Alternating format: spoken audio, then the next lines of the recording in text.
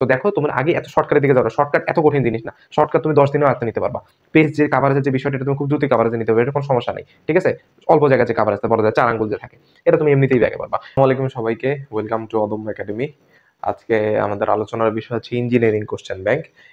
Engineering question bank আসলে হচ্ছে, তুমি যদি ইঞ্জিনিয়ারিং যে কোনো ভার্সিটিতে, তুমি যদি বুয়েট, রুয়েট, কুয়েট, চুয়েট যে কোনো ভার্সিটি বলো, এবং হচ্ছে ভার্সিটি অ্যাডমিশনের ক্ষেত্রে অনেক কাজে দেয় ইঞ্জিনিয়ারিং কোশ্চেন ব্যাংক। এখন তো সাস্টের আলাদা পরীক্ষা হয়, তো সাস্টের জন্য ইঞ্জিনিয়ারিং কোশ্চেন ব্যাংক সলভ করা দরকার। সো এই ইঞ্জিনিয়ারিং কোশ্চেন ব্যাংক, তোমরা যদি যে কোনো ইঞ্জিনিয়ারিং ভার্সিটিতে চান্স পেতে চাও, তাহলে তোমাকে সবার আগে সবাই বলবে যে ইঞ্জিনিয়ারিং কোশ্চেন ব্যাংক ভালো মতো সলভ করো। এইটা কেউ বরখেলাপ করবে না, সবাই অন্যখানে দ্বিমত হইলেও কিন্তু এই জায়গাটার ক্ষেত্রে কেউ দ্বিমত পোষণ করবে না যে ইঞ্জিনিয়ারিং কোশ্চেন ব্যাংক ভালো মতো সলভ করতে হবে। তো ইঞ্জিনিয়ারিং কোশ্চেন ব্যাংকটা সবাই সলভ করে, কিন্তু দেখা যায় যে সবারই কিন্তু আসলে চান্স হয় না। কারণ ইঞ্জিনিয়ারিং কোশ্চেন ব্যাংকটা আসলে সেভাবেই সলভ করতে হয়। আর কি ইঞ্জিনিয়ারিং কিন্তু বলা যাচ্ছে কোশ্চেন রিপিট করে না। তাহলে কোশ্চেন রিপিট না করলে ইঞ্জিনিয়ারিং কোশ্চেন ব্যাংক সলভ করে কি করব? তো কোশ্চেন রিপিট না হলে কি ওরা কোশ্চেনের টাইপ রিপিট করে। সো এটা কিন্তু তোমার মাথায় রাখতে হবে, কোশ্চেনের টাইপ রিপিট হয়। বুয়েট থেকে শুরু করে সবাই কোশ্চেনের টাইপ রিপিট করে। সো তুমি যদি কোশ্চেন টাইপটা, মানে কি তুমি ইঞ্জিনিয়ারিং কোশ্চেন ব্যাংকটা ভালো মতো বুঝে বুঝে যদি সলভ করতে পারো, তাহলে কিন্তু তুমি টাইপটাও ধরতে পারবা, ঠিক আছে। তোমাকে সাজায় টাইপ ওই কোশ্চেন ব্যাংক দেওয়ার দরকার নেই। তুমি যদি নিজে প্রত্যেকটা কোশ্চেন ভালো মতো বোঝো, তুমি টাইপ বুঝতে পারো, তাহলে কিন্তু এনাফ হইলো। আর এই কোশ্চেন ব্যাংকটা আমি সলভ করা জরুরি মনে করি এইচএসসি লেভেল থেকেই। এইচএসসি লেভেল থেকেই, কারণ এই এইচএসসি লেভেল থেকে পড়া মানে প্রি অ্যাডমিশনটা, প্রি প্রস্তুতি নেওয়া। একবারে যে কোচিং করতে হবে এমন না, তুমি একটা কোশ্চেন ব্যাংক কিনে এনে নিজে যদি এইচএসসি লেভেল থেকে পড়ো, সেটাই তোমার জন্য এনাফ, ঠিক আছে। এবং তুমি সব কোশ্চেন পারতেছো এমন কোনো দরকার নেই। তুমি প্রথম থেকে পড়ে গেলে কি তোমার এই জিনিসটা তোমার অনেক কাজে লাগবে, যে হচ্ছে তুমি আসলে কোশ্চেনের ধরন বুঝতে পারবা। শুরুতে আমি লিখছি কোশ্চেন ব্যাংকটা কেন সলভ করে, এখানে কি প্রি অ্যাডমিশনে আইডিয়া এবং কনফিডেন্স বিল্ড আপের জন্য। সো তুমি যখন পড়তেছো, তুমি জানতেছো যে তুমি কোনখান থেকে কোশ্চেন হয়। সো যে ছেলেটা বা যে মেয়েটা মনে করো যে ইঞ্জিনিয়ারিং অ্যাডমিশন দিচ্ছে এইচএসসির পরে যখন শুরু করতেছে, তার এটা মোটামুটি বইটা দেখতে চিনতে বুঝতেই মোটামুটি অনেকদিন চলে যাবে। তো তুমি যদি এটা আগে থেকে পড়ো, তার তোমার দিকে তুমি আগে থেকে অ্যাডভান্স থাকতে পারতেছো। আর আরেকটা বিষয়, আমাদের চ্যানেলটা যদি কেউ সাবস্ক্রাইব না করো, দ্রুত সাবস্ক্রাইব করে ফেলো। আমাদের এখানে ইঞ্জিনিয়ারিং, ভার্সিটি, এইচএসসি সব বিষয়ের গাইডলাইন এবং ক্লাস আমরা প্রোভাইড করে থাকি। তাহলে দেখো, আমার এটার জন্য আগে কি করতে হবে? অবশ্যই আমার আগে মূল বই সলভ করতে হবে। মূল বই মানে কি, তুমি কেতাব স্যারের বই করো বা রূপন্তি করো, অবশ্যই কেতাব স্যারের বইটা করা ভালো ইঞ্জিনিয়ারিং এর জন্য। ম্যাথে, ফিজিক্সের ক্ষেত্রে ইসাক স্যার, এবং কেমিস্ট্রির ক্ষেত্রে হাজারি স্যার, এবং কিছু ক্ষেত্রে হচ্ছে সঞ্জিত কুমার গুহ স্যারের ম্যাথ করতে হয়। সো এই জন্য ম্যাথ ফিজিক্সের জন্য আমি বলি যে গাণিতিক পদার্থবিজ্ঞান এবং গাণিতিক রসায়নটা ভালো মতো সলভ করা। সো এই কয়টা অ্যাটলিস্ট 2 থেকে 3টা রাইটার ফিজিক্সের জন্য 2 থেকে 3টা রাইটার সলভ করা গাণিতিক পদার্থবিজ্ঞানের থেকে, এবং না হলে অন্তত হাজারি স্যারের আর ইসাক স্যারের বই সলভ করা। তারপরে হাজারি স্যারের বই সলভ করে আমি মোটামুটি কোশ্চেন ব্যাংক করবো, এবং কোশ্চেন ব্যাংকটা কি অনুযায়ী করবো? কোশ্চেন ব্যাংক করবো হচ্ছে চ্যাপ্টার ওয়াইজ, ঠিক আছে।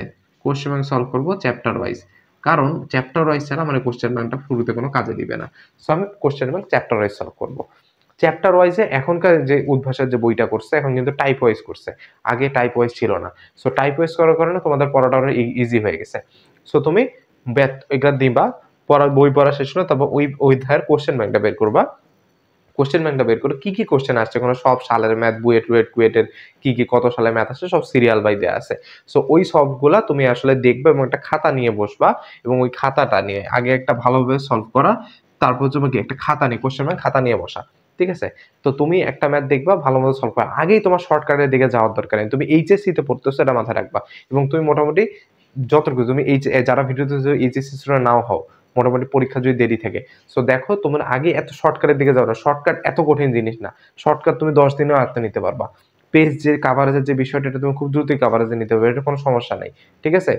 অল্প জায়গার যে কাভারেজটা বলা যায় 4 আঙ্গুল যে থাকে, এটা তুমি এমনিতেই ব্যাগে পারবা। তাহলে দেখো, আমার আগে খাতায় ভালো মতো নিয়ে ভালো মতো বসা, যে ভালো মতো কোশ্চেনটা, একটা কোশ্চেন ভালো মতো নিজে নিজে সলভ করা, অথবা একটু সলিউশনটা দেখে নিজের মতো সলভ করা। তাহলে কি তোমার নিজের মতো করে সলভ করতে পারলে তোমার কিন্তু ক্যাপাবিলিটি বাড়বে প্রবলেম সলভিং, এবং তুমি বুঝতে পারতেছো। এটা মানে কি তুমি বুঝতে পারতেছো টোটাল ম্যাথটা ভালো মতো। অনেকে করি কোশ্চেনটা দেখে যেভাবে করছে হুবহু করে সেভাবে, তাহলে উত্তরটা কিন্তু তার মিললো, কিন্তু কারণ কি, আরেকটা জিনিস কিন্তু তার হইলো না।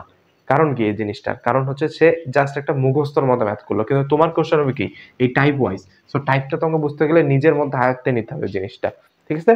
এই জন্য আগে প্রথমবার যখন করবা জীবনে প্রথম, তখন হচ্ছে যতটুকু জায়গা লাগে লাগুক, তুমি নিজের মতো করে প্রতিটা প্রবলেম সলভ করো, ঠিক আছে।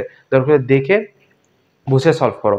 এরপরে যখন পরের ১-২ বার করবা, প্রত্যেকটা তো অনেকবার সলভ করতে হবে। তখন তুমি এই শর্টকাটের দিকে যাবা। ঠিক আছে? পিরিয়ড বিষয় নিয়ে এত শর্টকাট নিয়ে এত লাফালাফি করার দরকার নেই। শর্টকাট রাখতে পারলে অবশ্যই ভালো। কিন্তু আগে কি আমার টাইপ ওয়াইজ আগে বোঝা জিনিসটা কনসেপ্ট। তোমার কাজ হচ্ছে কনসেপ্ট বোঝা। তোমার ২ দিন পরে বুয়েট পরীক্ষা না। সো তোমার আজকে শর্টকাটের দিকে না যে কনসেপ্টটা ভালোমতো বুঝতে হবে। এই জিনিসটা ক্লিয়ার হয় না অনেকের কারণে। আসলে আমার উদ্দেশ্য মেইন হচ্ছে এইটাই যে আসলে এই জিনিসটা বোঝানো। আর আরেকটা জিনিস কি যে যেই জায়গাগুলো আমার দেখা গেছে অনেক ম্যাথে প্রবলেম আছে, প্রবলেমগুলো মার্ক করতেছি না। এই প্রবলেমগুলো মার্ক করে রাখা, এগুলো তোমার রিভিশনের সময় অনেক কাজে লাগবে। সো ওইগুলো মার্ক করে রাখা অন্য একটা কালারের পেন দিয়ে, এবং যেটা মার্ক করতেছি ওই মার্কের জিনিসটা আমি যদি বুঝতে না পারি, আমার মুখস্থ কোনো কিছু করা যাবে না ইঞ্জিনিয়ারিং কোশ্চেন ব্যাংকের। কারণ এই টাইপের আসতেও পারে, এই টাইপের মানে কি টাইপ আসবে, কিন্তু তোমার ওই কোশ্চেন হুবহু আসবে কি না আসবে এটার কোনো গ্যারান্টি নেই। সো তোমার আগে কি করতে হবে, টাইপটা বোঝার জন্য তোমার ভালো মতো দরকার হলে ইউটিউবে সার্চ করে, গুগল স্ক্যান করে ভালো মতো জিনিসটা বুঝতে পারছো, যার কাছে পড়তেছো তার কাছে দিয়ে ভালো মতো এই জিনিসগুলো আমার ক্লিয়ার করে নিতে হবে। যে থিওরিটা, যে আসলে এখানকার কোন থিওরি দিছে, কনসেপ্টটা কি, আমি তো কিছু বুঝতেছি না। সো প্রত্যেকটা কনসেপ্ট ভাবে আগানো, এবং তারপরে কি সব ম্যাথ যে তুমি পারবে এমন না, এবং কি অ্যাডমিশনের সময়ও তুমি যে সব ম্যাথ পারবা এমন না। ইঞ্জিনিয়ারিং কোশ্চেন ব্যাংকে এমন কিছু কিছু পিকুলিয়ার ম্যাথ আছে যেগুলো আসলে আমাদের পারার কথা না। সাধারণ স্টুডেন্টদের এইচএসসি যারা আছে তারা পারবে না, এবং এমনকি যারা মনে করো যে অ্যাডমিশনের সময় ভালো মতো প্রস্তুতি নিচ্ছে তারাও অনেক কিছু পারো না। আমি কোশ্চেন ব্যাংকে দেখা গেছে কিছু কিছু অধ্যায়ের অনেক ম্যাথ পারি নাই, এগুলো করি নাই, দেখা গেছে ১ পেজ ১.৫ পেজের ম্যাথ কোশ্চেন ব্যাংক করা। তো সেইটা যেটা কোশ্চেন ব্যাংকে এত বড় করে দেয়া আছে সেটা তো আমি ওইখানে গিয়ে পারবো না। সো ওই ম্যাথকে আমার এত করার দরকার নেই, ওই ম্যাথ আমি লিখতে পারবো ওখানে।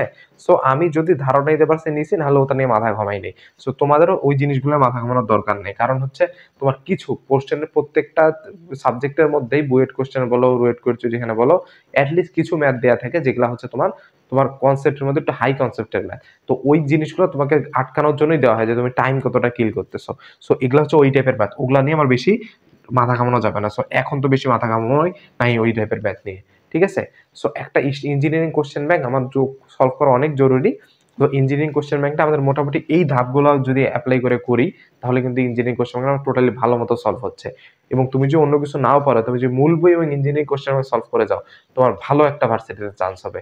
ইঞ্জিনিয়ারিং ভালো ভার্সিটিতে চান্স হবে। যদি সেটা মিস করে যাও ইন কেস, তাহলে দেশের অন্যতম একটা সেরা ভার্সিটিতে চান্স পাবা। যদি তুমি শুরু থেকে যদি ঠিকমতো এটা এপ্লাই করতে পারো।